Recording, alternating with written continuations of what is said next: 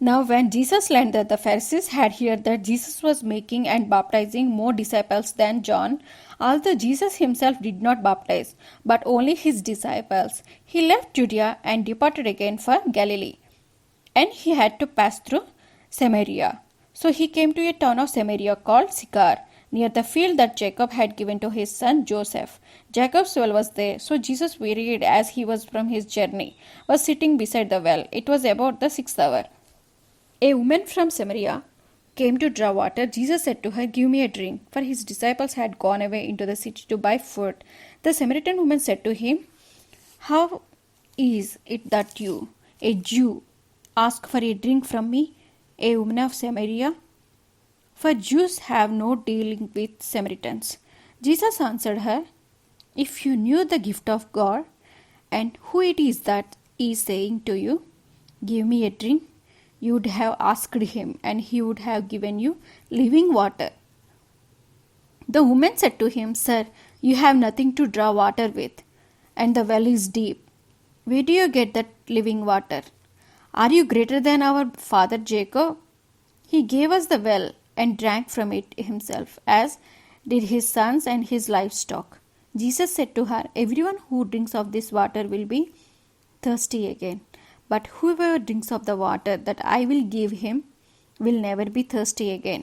The water that I will give him will become in him a spring of water welling up to eternal life."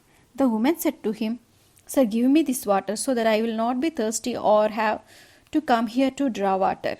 Jesus said to her, "Go call your husband and come here."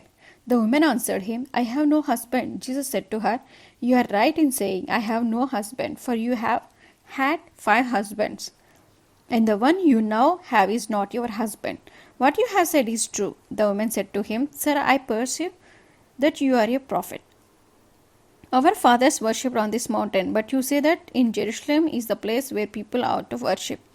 Jesus said to her, "Woman, believe me, the hour is coming when neither on this mountain nor in Jerusalem will you worship the Father. You worship what you do not know. We worship what we know, for salvation is from the Jews.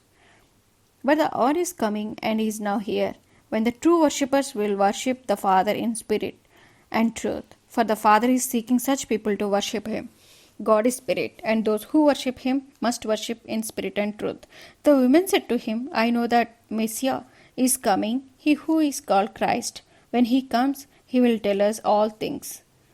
Jesus said to her, "I who speak to you am he."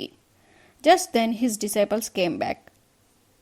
They marveled that he was talking with a woman, but no one said, "What do you seek?" or "Why are you talking with her?" So the woman left her water jar and went away into town and said to the people, "Come, see a man who told me all that I ever did. Can this be the Christ?" They went out of the town and were coming to him. Meanwhile, the disciples were urging him, saying, Rabbi, eat." But he said to them, "I have food to eat that you do not know about."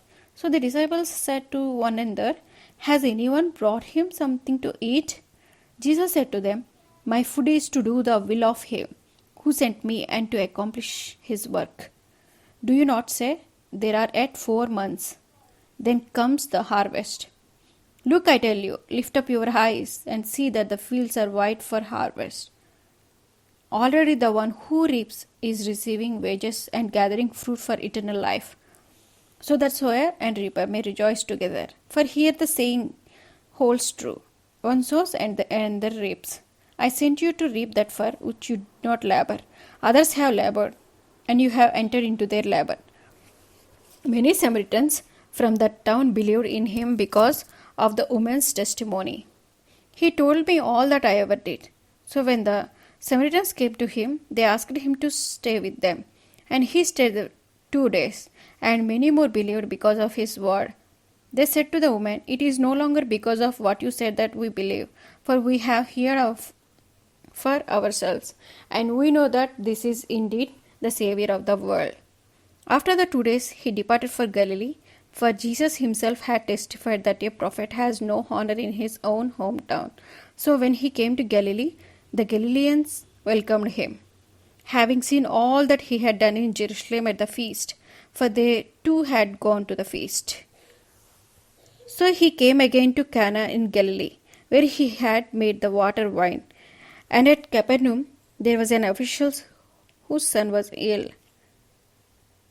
When this man heard that Jesus had come from Judea to Galilee, he went to him and asked him to come down and heal his son, for he was at the point of death. So Jesus said to him, "Unless you see signs and wonders, you will not believe." The official said to him, "Sir, come down before my child dies." Jesus said to him, "Go, your son will live."